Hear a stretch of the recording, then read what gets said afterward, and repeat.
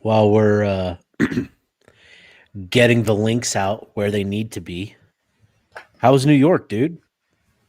New York was good. Try to make fun of those work travels. Uh, this one not the most fun client meetings, but you bounce out of that by having fun out on the town. So yeah, Comedy Cellar on Tuesday, and then did Madison Square Garden last night. Felt like I was How at a is jazz Madison game. Square Garden? It's good. It's good. I've been fortunate enough to go there quite a few times, but um, I like it. It just sits right on top of Penn Station. It's right in the middle of everything. Like it's kind of just whatever you want to do from there. Like you can walk out of Nice. there and options are endless. I was at the tail end of my trip, so went stayed at my JFK hotel, and we're back. Nice. Well, good to have you back. You've been gone all week. It's been our bye week, so that's been nice. And Yes. hope everybody that's tuning in has enjoyed the bye week. I know I've taken some time away to reacquaint myself with my wife and my son. It's man, it's such a busy time. You lose track of time and you lose track of like just how much time you don't get to spend, with your family, with your friends, the people you care about, and it's a good time. So the bye weeks are always good to kind of get away, unplug a little bit. So I hope everybody understands and isn't too mad at me at not dropping daily podcasts this week. I apologize, but I had to be selfish this week. Good. Good. Good. There's still a whole half of the week left. Dude, well, and the good thing is like Kind of. almost done. Yeah, yeah, yeah. Almost done with the basement now. Like we've got it painted now and getting some flooring in here soon. So pretty soon I'll be in a brand new setup. So hopefully we'll get that going here by the end of the season. That'd be nice. But yeah, dude, you ready to get into the I got the burps. You ready to get the show started? I'm ready. Let's do it. All right. Well, welcome on into the Utah Blockcast. I'm Steve Bartle, Utah insider for KSL Sports. That's Josh Bennett, co-host of the Utah Blockcast, helping out this season. It's been a lot of fun this year, dude. It's crazy. It's week 11, first season doing the show together. It's been a lot of fun. Already 11 weeks in, and man, it's really exciting. So appreciate you having been on here and having helped the podcast, man. You've been great. Yeah. No, and it's been awesome. Got to meet a lot of cool people, uh, say cool things, chop it up with cool people. You know, good experiences. It's fun to be involved and get a little closer to the program and help people kind of bridge that gap.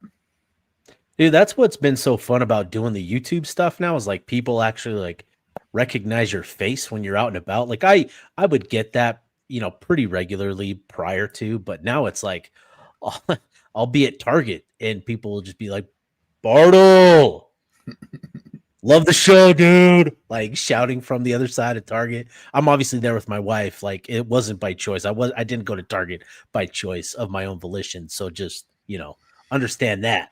But no, like it's been really cool to meet a lot of people. The appreciation for what we've done. It means a lot. Like it's really honestly mind blowing that so many people listen and support what we do, and it's just really cool to meet everybody that listens. And so it's been one of the fun things this season is getting to meet the people that support the broadcast. So it's been a lot of fun. But enough of the sappy stuff. We've got football to talk about. No football, Utah football this weekend, but college football playoff debuted earlier this week on Tuesday, and Utah debuts in the ranking at number 13, which I think probably caught a lot of us by surprise. I'd And say so. yeah, but when you break it down and you kind of dive into things like Utah's, man, they've taken care of business and put themselves in a really great position in the final month of the season. So it's all about taking care of business. And so we'll talk about that. And then with it being the second bye week, we're also going to provide our updated grades, most of which are upgraded from the first bye week. And excited to dive into that. So, pretty short show. This isn't going to be our typical Thursday show, just with it being the bye week. There's no need to go super long tonight. Just a quick little show, in and out in 30 minutes, and we're off and rocking, dude. So, Bennett, man, let's start. Let's rewind it back to Tuesday. Set the scene for you. Where were you watching? What were you thinking as the reveal went on? Yeah, it was. I was at like a little Irish pub in New York City, and no volume or anything. I'm just sitting there, and we're waiting for a dinner reservation, and the rankings are coming out. I'm sitting with my boss. He's a big LSU guy. He went to Louisiana Tech, so I give him a hard time because he should be a big Louisiana Tech guy. But I digress. Anyway, figured somewhere Utah would land somewhere in that 15 to 17 range, like maybe as high as 14. Didn't really think that was possible. 17 comes and goes, 16 comes and goes, 15 comes and goes, and it's like, oh wow, like Whoa, Utah's going to be ranked 14th. And my boss is like, what if Utah's not going to be ranked? And I'm like, no, there's no way. And then like 14th comes and goes and no Utah. And I'm just like, wait a second. Like, is Utah not going to be ranked? Like 13 comes out. It's like, okay. Which, yeah, no, huge nod of respect. And it gives November football an entirely different meaning, a whole different way to root and watch and enjoy and all of that. So yeah, that was cool to start off night one in New York City. To see that number 13 come through felt good. yeah, pretty similar experience. Once you got to 14, the panic sort of hit where you're just like, oh boy, they're not going to do Utah that dirty, are they? And sure enough, no, they just had them ranked a little higher than we were anticipating. And I think, frankly, when you actually like dive into everything, obviously everybody has said it now. I swear there's a tweet from everybody now that talks about the metrics love Utah. And Utah's done a lot. Obviously, they've had some great performances. They've had some dominating performances this past month. And their only two losses have come against two top 10 teams. And I think that's really significant. But then you look at some of the wins that they have on their resume and some of those wins that those programs have, and it's encouraging. So I think Utah is in a good spot, and they're going to need some help for sure down the stretch. But as long as they take care of business, they're going to be in a great spot. Like as long as they run the table like they need to finish the season, they're going to be in a pretty good spot. So want to hear from the chat as well. Already got some questions coming in. Ben, I'll get to yours because that's an important one. But yeah, send some questions, send your comments, your thoughts, and yeah, we'll make sure to highlight those throughout the show. So please feel free to comment, to post your questions. We'll run through a quick Q&A later in the show as well. So, but yeah, want to get everybody's thoughts on the CFP ranking, and I better spell ranking correct before I post the question. There you go. But all right, so Utah at 13, with the rest of the Big 12. Obviously, BYU at number 7, Texas Tech at number 8. What do you think that says about how the committee is currently viewing the Big 12? And is it obviously it's a nod of respect? I think we understand that. But how much faith do we have in the committee maintaining that level of respect moving forward? Not a lot of faith until you see them do the right thing at some point in time. But no, they very firmly put the Big 12 in higher regard than the ACC, which is nice if you're a fan of a Big 12 team. Um, they are also very heavy on like the SEC. You look at that stretch of things, but this opens the door for um, probably not three, but there is a door for three teams to get there that would really need Notre Dame losing, but Yes. most definitely two. This is probably a two bid year for the Big 12. Yeah, I agree. The fact that we're here November 4th and there's at least a path for three teams, right? It's very small, it's very, it's going to require a lot. You could say it's the Doctor Strange meme of just one one path to getting three bids in. But honestly, if you look at Notre Dame's schedule they're going to be heavily favored in all four of those remaining games, and we'll talk about some of those coming up here in a bit. But if Notre Dame drops another one, that certainly helps your chances. So, like we've always been, this is a Notre Dame podcast. Only this is now a Notre Dame hate podcast. Um, so we're certainly going to be rooting against the Irish on the Big 12's behalf the rest of the way. So that'll certainly be interesting. But yeah, I think to sit here November 4th and to have a path for three bids for the Big 12, considering the conversation all offseason, is pretty significant. I agree with you. I think more than anything else, more likely than anything else, is you get two bids, right? I think I would be pretty surprised if Utah if the Big 12 gets three, but at least there's a path. And I think the Big 12, the committee, gave a nod of respect to the Big 12 for what they've done this season. Also, with the ACC sort of falling behind, the issue for Utah um, and and BYU at Texas Tech is the opportunity to add some resume building wins here late in the season. Utah doesn't have a top 25 opponent in their final three games.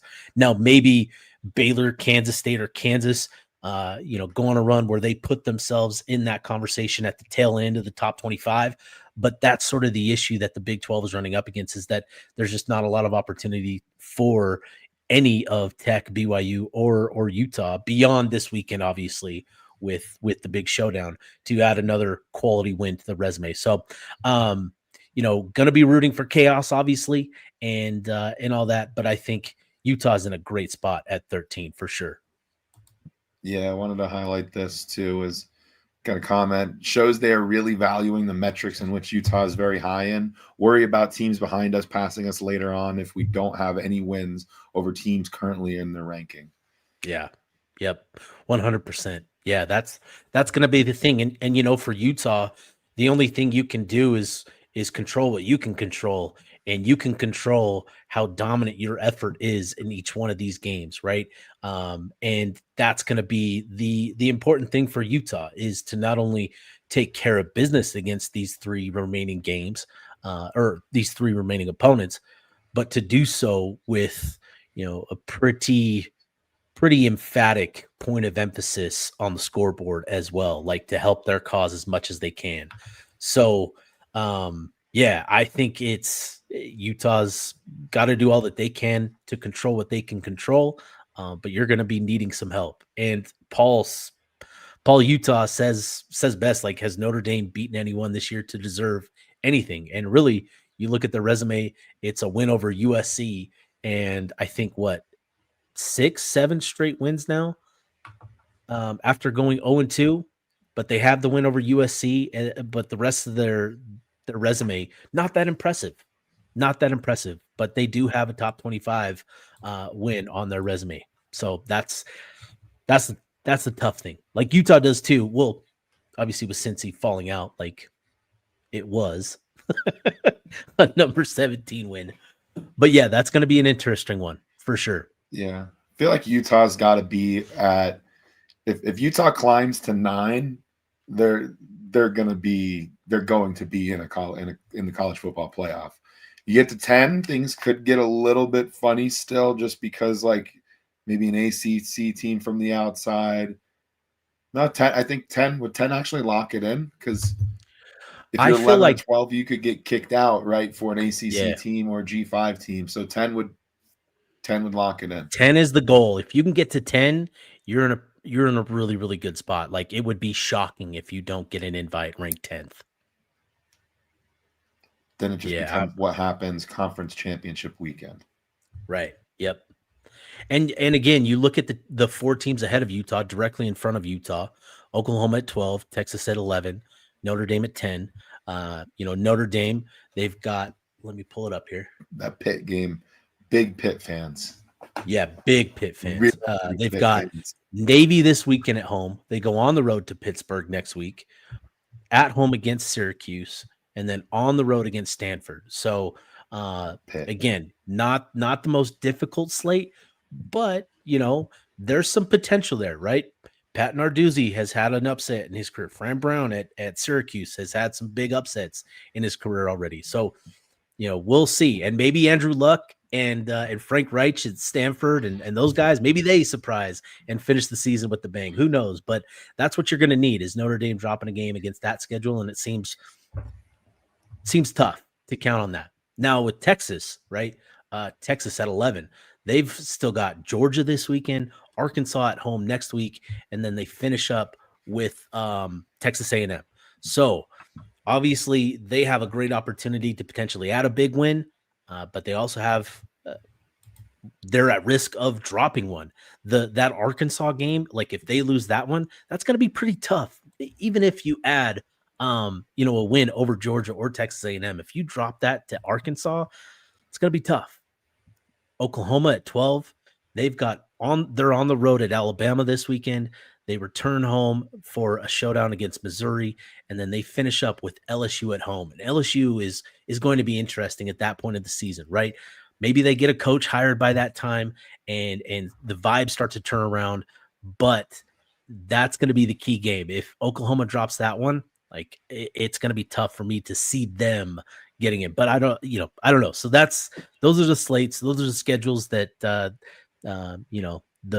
three teams in front of Utah have and remaining, and you're going to need some chaos amongst those schedules to get it done.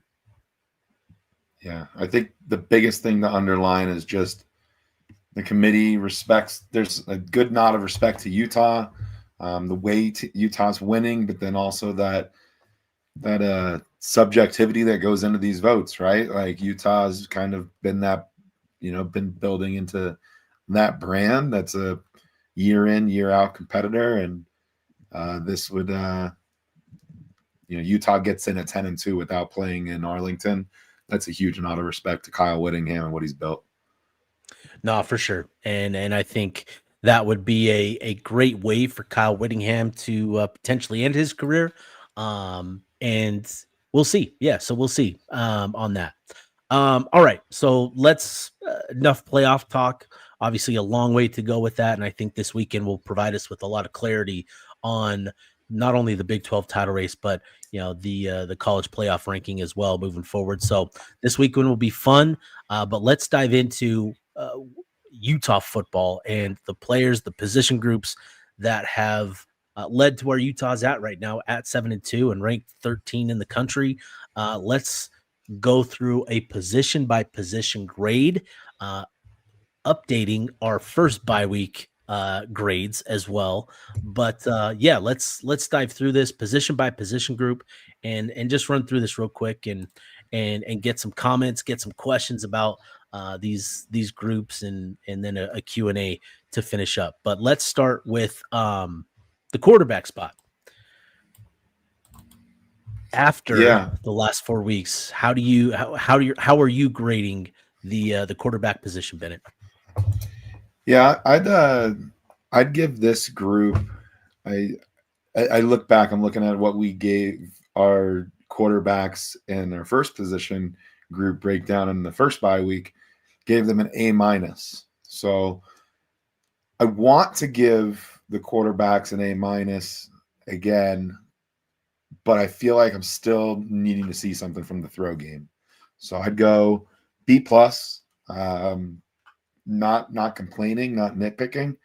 Just need to see more on that throw side of things. And I totally understand that we might not see that for a long time because Utah's finding what it wants on the ground. And that's what this team will do week in, week out until somebody can stop it. So, um, yeah, B plus. Hard to give it an A without seeing the ball move through the air.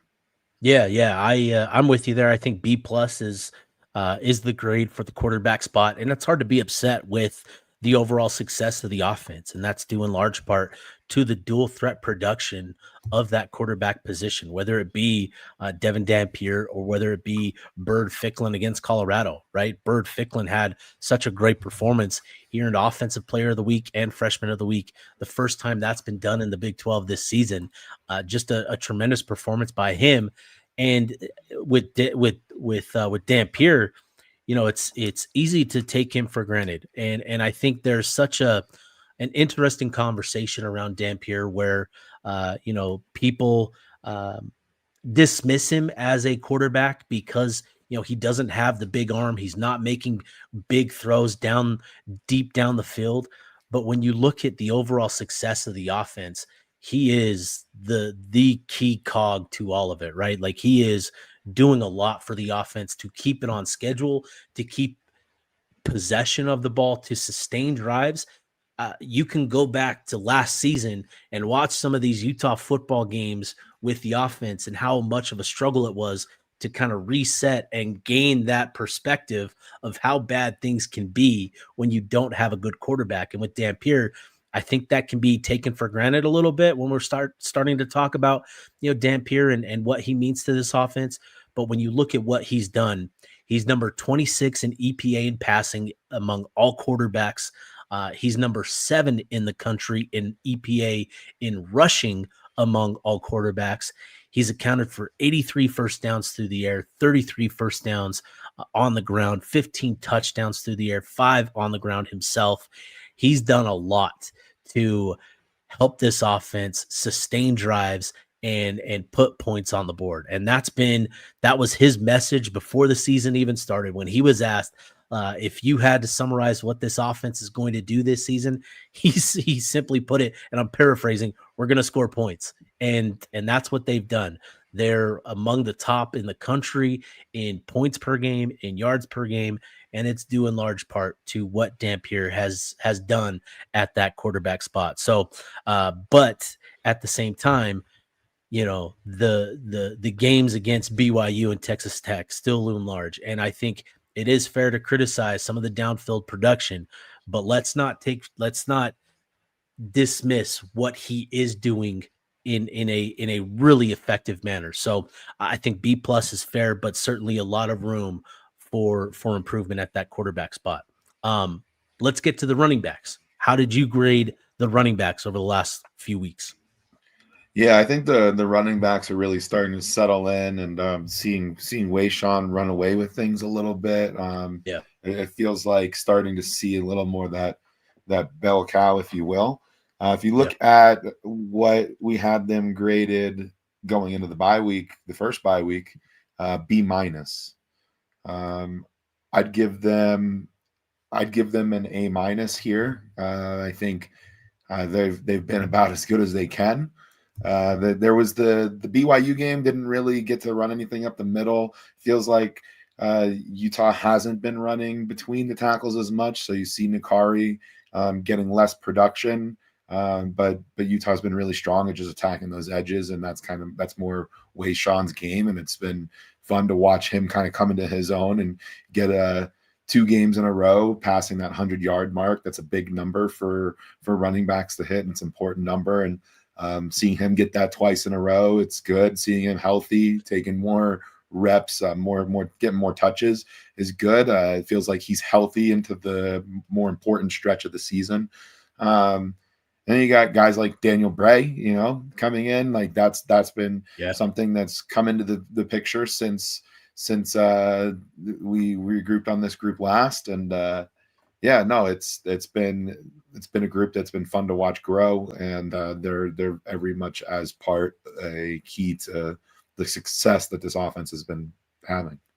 Yeah, I think, going back to our grades last time, a B minus felt fair. It felt like They were getting the yardage they were supposed to get, but not creating a lot after that. I talked a lot about getting more juice for the squeeze, right? I said that repeatedly on the last bye week show when we graded things.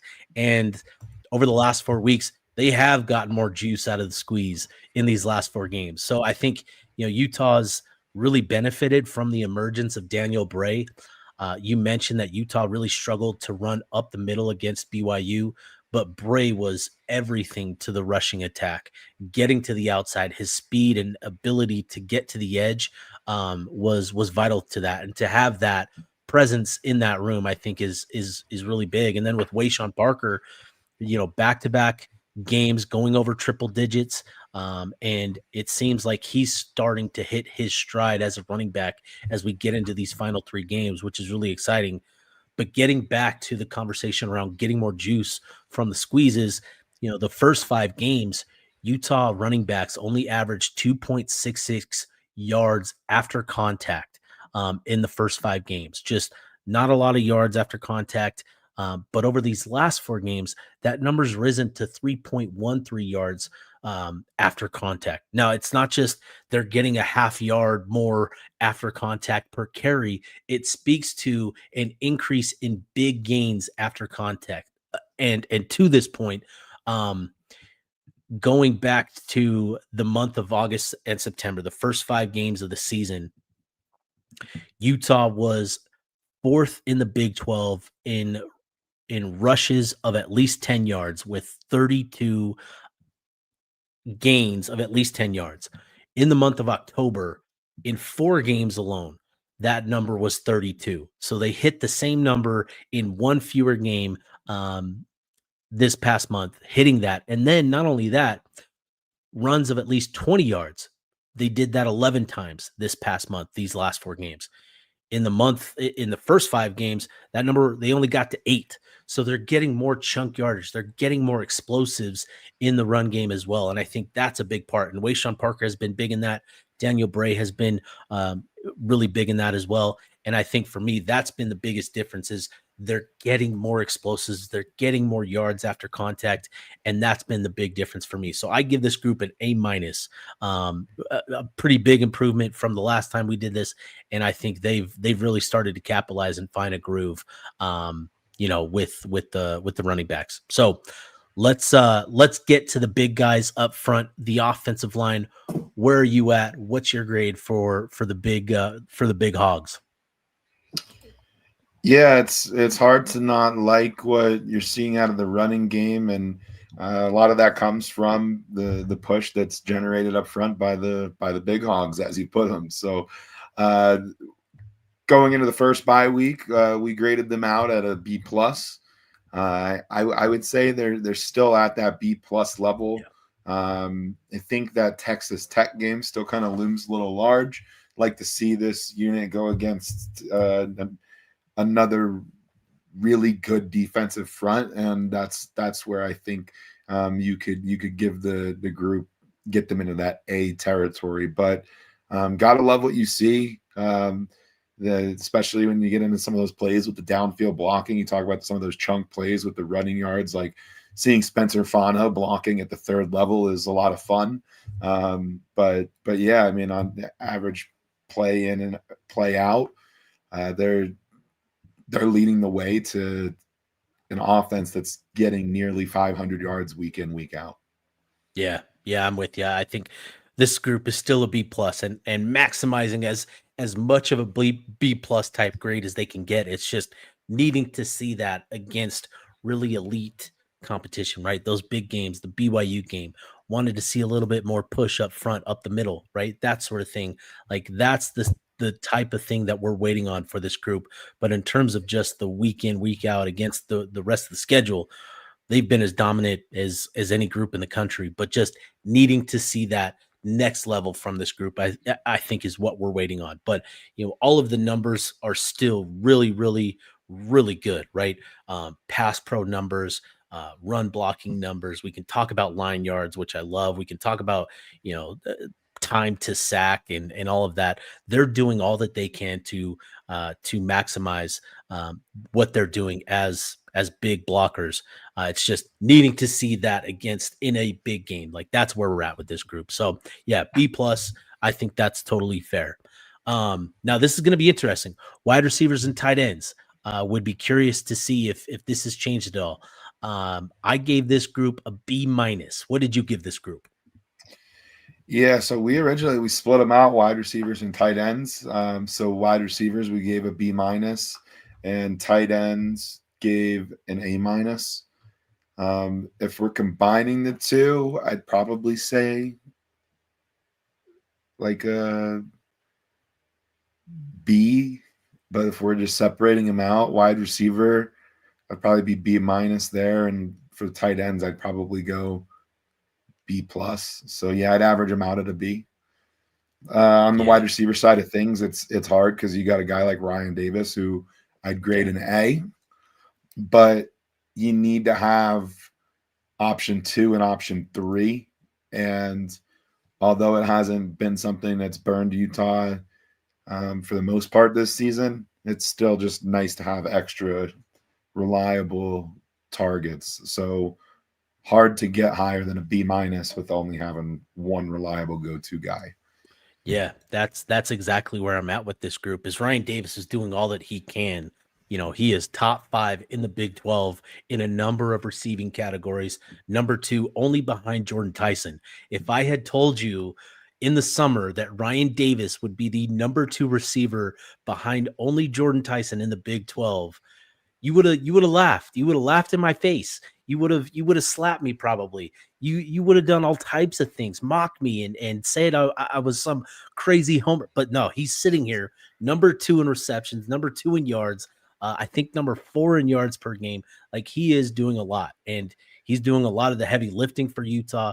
It's just they need somebody else to emerge, and there's been a couple of guys that have flashed at times. It's been JJ Buchanan. It's been Larry Simmons. Last week, Creed Whittemore got into the end zone. I think a lot of people were really excited to see that. But who can sustain it, right? Who can emerge as that consistent threat? And talking about Dallin Bentley, he's been so fantastic this season, but he's dipped a little bit in terms of his production from the first part of the season, the first 5 games to the last 4. The production itself has slipped. I don't know that that's his fault per se. He's still giving tremendous effort as a blocker, and I hate to ding that group because of what he's doing there. And also, you got Semi Tawalongo, who's been a contributor there. Lander Barton's still playing there. But for me, just needing a little bit more consistency beyond Ryan Davis and that group will really help itself. And so hopefully you get into the bye week, you get Tobias, healed up a little bit more, get him some more rest. You get some more time to develop chemistry with some of these other guys. And maybe, over the final 3 games, we start to see that emerge. But for me, this group, receiver, tight end, B minus as a whole, just because the production, and part of that too is the fact that the run game has been so effective that Utah hasn't really needed to throw the ball all that much. That's what I was going to add. When you're winning by 4+ touchdowns, most of the time it's hard to throw it and let them back into the game or something, make mistakes or just whatever. So, Yep, yeah, for sure. All right, let's transition to the defensive side of the ball. What did you give the defensive line group? that's I'd say all things considered been the most impressive unit on the team for me, week in and week out. We gave this unit an A in the first bye week. I'm going to keep them with that A. Just bringing that pressure week in, week out. John Henry Daly getting to the quarterback as frequent and as often as he does. It's been the most consistent group, whether it's a base 4-man rush or the 4 of them are pushing and it's freeing somebody off the outside to get home. This unit's just been counted on. And got to note too that it's been pretty banged up at the defensive tackle spot. And you've watched those guys just rotate week in, week out. Don't know which 2 are going to be the ones that are going to take the brunt of it, but they take it. And yeah, proud of that defensive line unit. Yeah, I'm with you there. An A for this group still. Jonah Leah and John Henry Daly. The told you not to worry about these guys, all-star duo. Like these guys are at the top of the list, the MVP of the told you not to worry about these guys list. These guys, these two have been phenomenal. And obviously, John Henry Daly is second in the Big 12, fifth in the country in 41 total pressures, is tied for third in the country with 9.5 sacks, and he's been phenomenal. Jonah Leah is underappreciated in terms of what he's doing along the interior of the defensive line. He's been the most available, he's been the most consistent, and it's made a huge difference. All of the talk all offseason was about Dallas Vakalahi, and unfortunately, he's been injured. So it's not to knock him, Aliki Vamahi, a veteran, he was another guy that everybody was looking to count on. And then there was always just this Jonah Leah guy. Is he going to have the weight? Is he going to be at the weight he needs to be?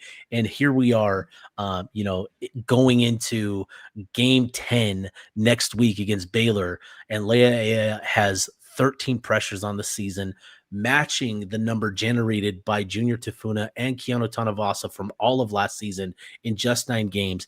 He also has 14 run stops and is tied for the lead on the team with John Henry Daly in that regard as well. So he's doing a fantastic job.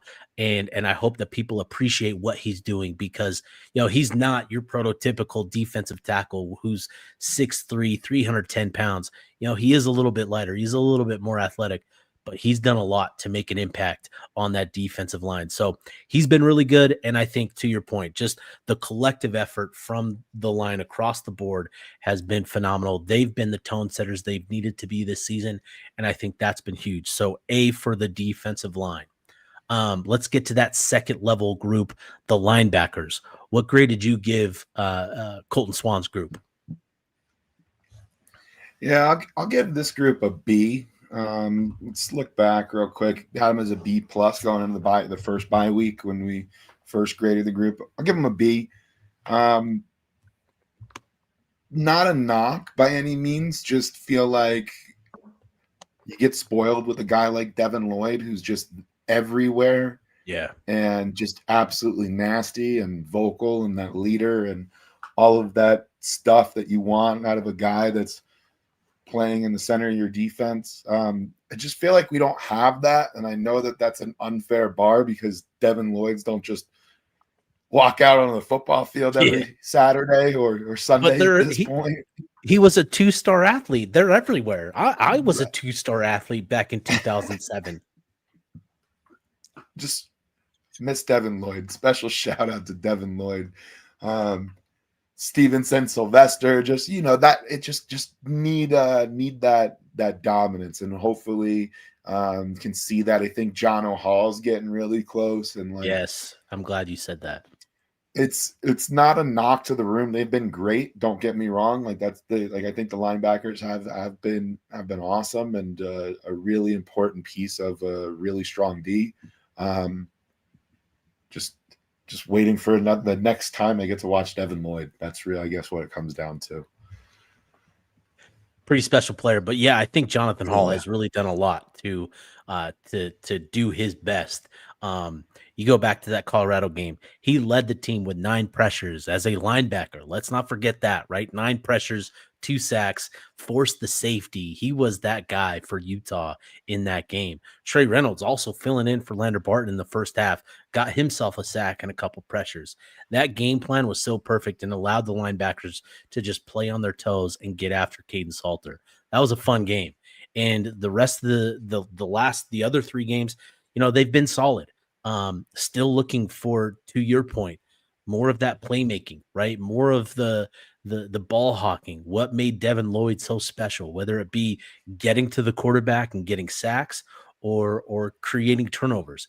That's what I'm wanting to see from this group. Now, Lavani Damuni's added the club, right? He's clubbed up now. He's got potential to now potentially, force some fumbles with some extra force, right? He picked up the fumble late in the game against Cincinnati, but I want to see him use that club effectively. That's what I want to see, is Lavani Damuni using that club to his advantage, right? Just start knocking dudes with the club. That's what I want to see. So, beyond just, Demooney using the club to his advantage, right?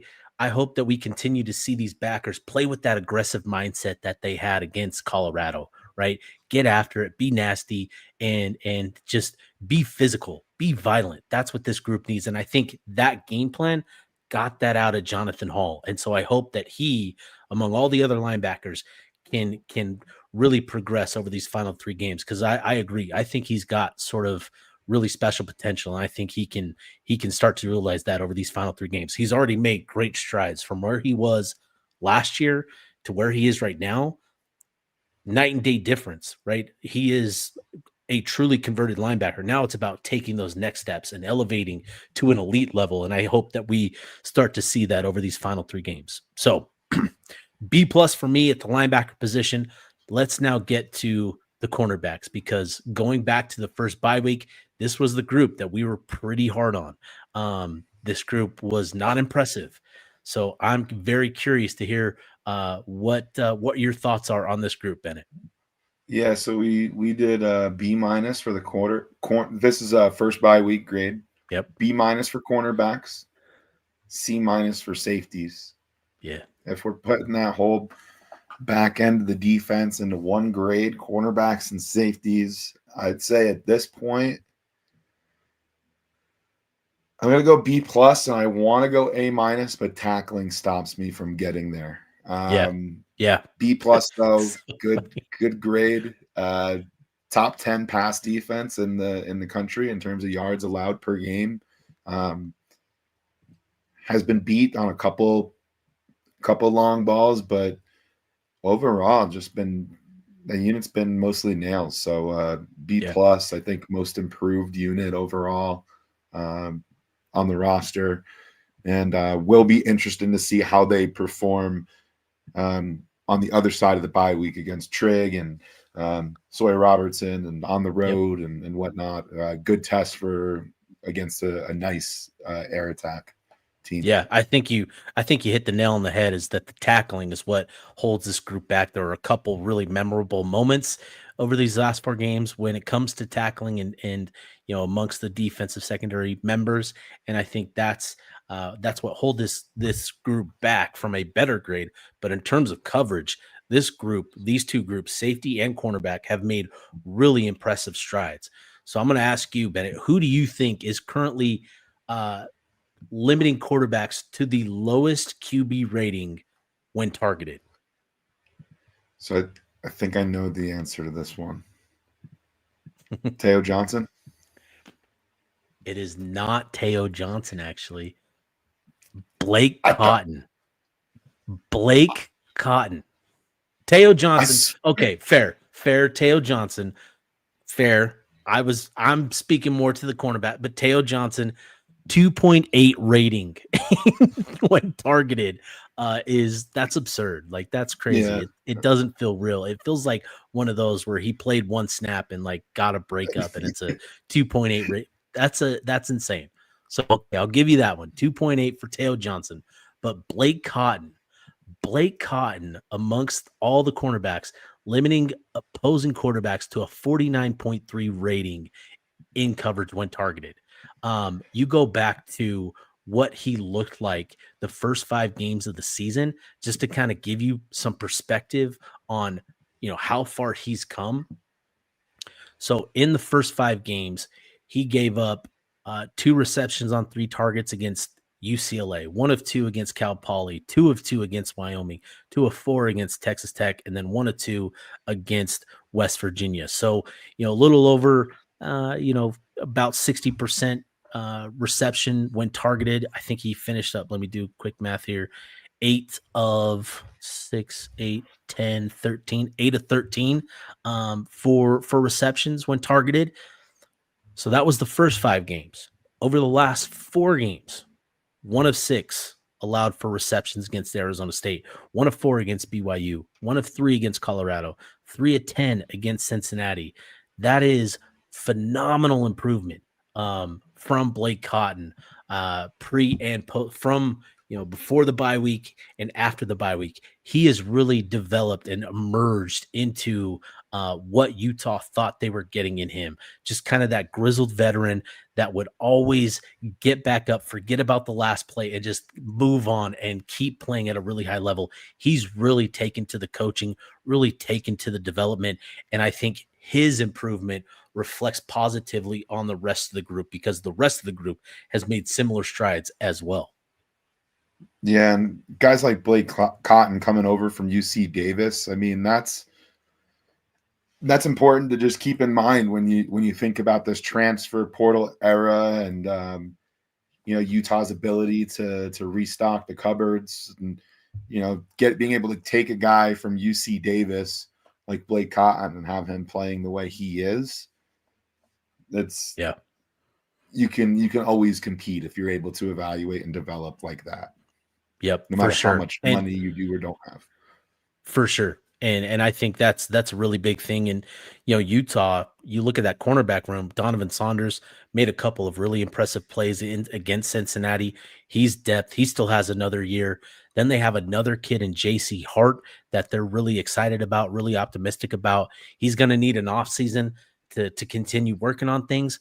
But this cornerback group is looking really promising for the future. So there's a lot of excitement. And again, just the development of this group. And to hit on the safeties, I don't want this to be just cornerback specific, but I think Jackson Benny's presence at safety, playing strong safety, which has allowed Teo Johnson to move back to center field and free safety a little bit more, has really kind of helped Teo, first and foremost. That's helped him, and it's benefited everybody else around them. I think Benny's presence at strong safety, the versatility that he has to play a little bit of free and a little bit of strong, a little bit of everything has really helped Teo to not have to be that guy.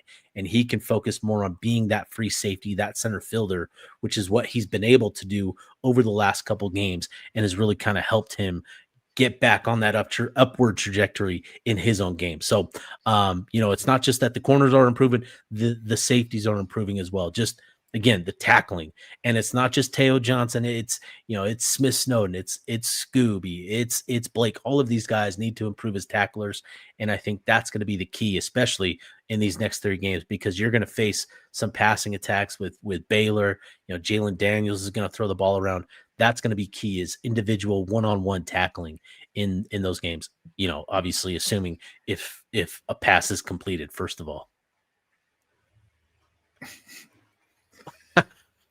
All right, dude, let's wrap it up. Special teams. Did we grade special teams last time? I can't remember if we did, but we need to.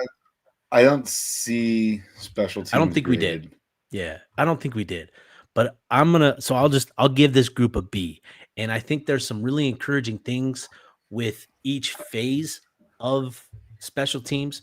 Orion Phillips doing a great job. He's not punting a lot. I think he's like 15th in the Big 12 in punts, which is great. That's where you want to be. You want to be at the bottom of the conference. But I think he's had the 3rd most punts pinned inside the 20, even, with his few attempts. So that's been really impressive. And then Dylan Curtis, outside of his performance in Wyoming, where the wind was swirling, where he missed those 3 kicks, he's been really, really good. And you look at some of the numbers compared to some of the other kickers in the conference, 2 or 3 on kicks of at least 50 yards. He's tied for the lead in the Big 12 with, I think, 6 other kickers, from that distance. So there's some good things going on with the kicking as well. Obviously, the touchbacks, that being a consistent thing with his leg and just being able to boot the ball out of bounds, I think is something that every fan is fired up about. We don't want to see kick returns. Just boot it. You've talked about it a lot. And then, obviously with special teams, Mana Carvalho and what he's been able to do. And it's been a roller coaster of a ride. It's been uneasy. There's been some white knuckle grip type stuff at moments with him. But I think he's really found a groove as a punt returner. He is among the top punt returners in the country, averaging, I think, over 15 yards per return.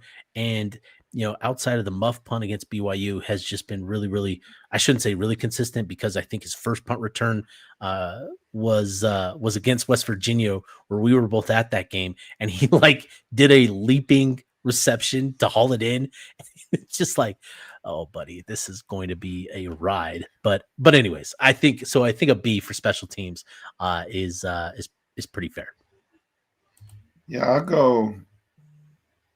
I'll go B plus mainly because Utah's kicking the ball out of the back of the end zone on all these touchdowns it's scoring and all these kickoffs it has.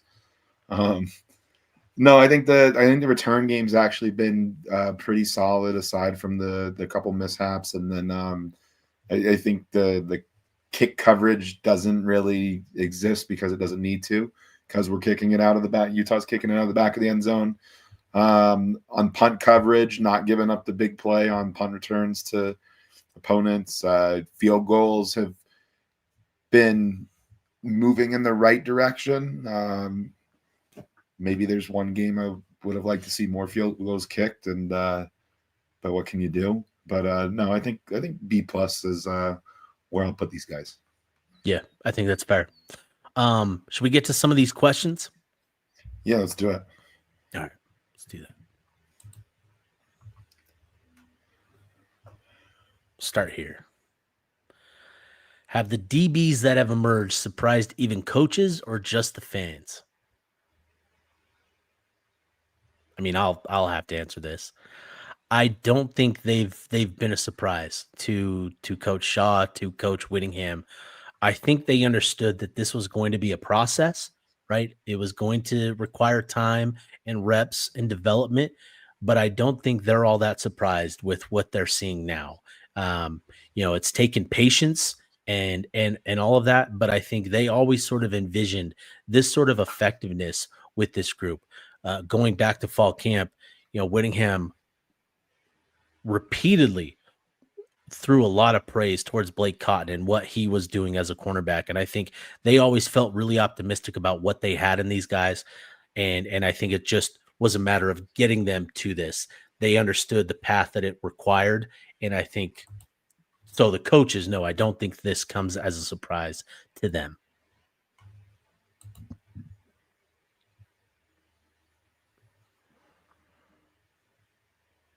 Should we get Bobby Boy's other question? Yeah. Does the CFP committee change their view of Utah if the BYU at Texas Tech game isn't competitive? Ooh. I'll take first stab at it. Utah went toe-to-toe with BYU, so if BYU smokes Texas Tech, I don't think that looks bad to Utah. Nope. If Texas Tech smokes BYU, Texas Tech already smoked Utah, so I don't think it really matters too much there. I think for this one, the only thing you got to look at is what do you think is more likely. This is why I don't want to look into any of the scenarios for who plays in Arlington until after Saturday, is because of this game right here. So if you want to break down who gives Utah the best chance to get to Arlington and route that way, that's about all that this one means, in my opinion. Yeah. And I'd be curious too, like this committee seems more interested in like the metrics and actually diving into a lot of the numbers. I'd be curious if they actually looked into the box score of that Utah Texas Tech game and saw that it was, a 13-10 game in the fourth quarter and that sort of thing. So we'll see. But I think to your point, Bennett, yeah, if what would really help Utah is if BYU goes in there and smokes Texas Tech. I don't see that happening, but that would certainly help Utah's cause, in my opinion. And then with Texas Tech, if they end up blowing out BYU, whatever.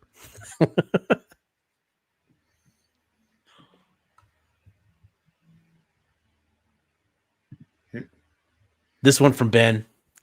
Best meal I've eaten on the road this season, Hutchins Barbecue, down there in Texas. That's in Frisco. That's in Fort Worth. I will probably be going there next week. I'll be flying into Dallas, and I think the first stop I'll be heading to is Hutchins Barbecue. So that was the best meal by far. It was so good. We'll have to talk shop on some things because I'm free all day Friday. You said you're getting in on Friday? Yeah. Okay. We'll have to talk shop a little bit. All right. Because I'm coming over from Dallas. Are you guys aware of any major injuries? Not necessarily season ending. Are you, Bennett? Do you know of any major injuries? No, I haven't heard anything on that front. I think seeing all of those guys that got cleared off the availability report, that kind of cleared some air. Like, is Nate Ritchie going to play? Is he not? I think that was like a way of saying that Nate Ritchie's out for season without saying it. But yeah, I mean, Yeah. Yeah. Those guys are out. Like the guys that were on the list listed as out and suddenly not, like they're out. Um, in terms of, from coming out of the last game, no, nothing, no major injuries, like nothing significant. They are healthy. Whittingham has taken a different approach to bye weeks. They're giving these guys more rest, and I think it's really benefited this group. And they've been really good with the injuries. Obviously, they've lost a number of guys to season-ending injuries, but that's their fair share, and I think a very small number compared to what it's been the previous 2 years. So Utah's been pretty healthy, and they've done a good job of making that so by providing these guys more rest and taking care of their, giving them that rest and that time. So I think that's been the big thing. But no major injuries. yeah, and this just was a comment that I just wanted to save for later from Patrick. Good Oh week yeah, for a bye. Snowden, Bird, Vano, JHD, Teo all had injury scares on Saturday. Injury scares is what they seem to be. So yep, lucky in that regard, and happy to have those that extra time to rest.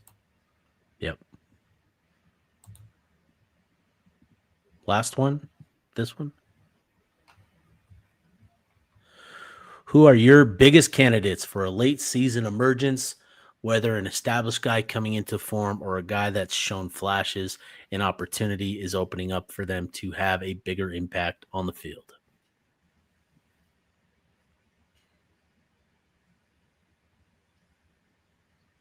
I'll go back to that John O'Hall. I feel like he's kind of been creeping up, and like he's not a nobody, but I think that if you start to get into like postseason and some of that stuff, like I think he can be a problem and a leader on this defense. So I'll go Jono. You're going to go defense. I'm going to go offense. And man,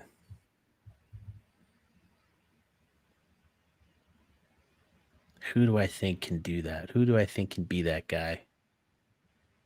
It's like you go to that wide receiver room, and it's going to be one of JJ. It's going to be one of Larry. It's going to be, Creed Whittemore. Like somebody is going to get an opportunity to make That's where my plays. head.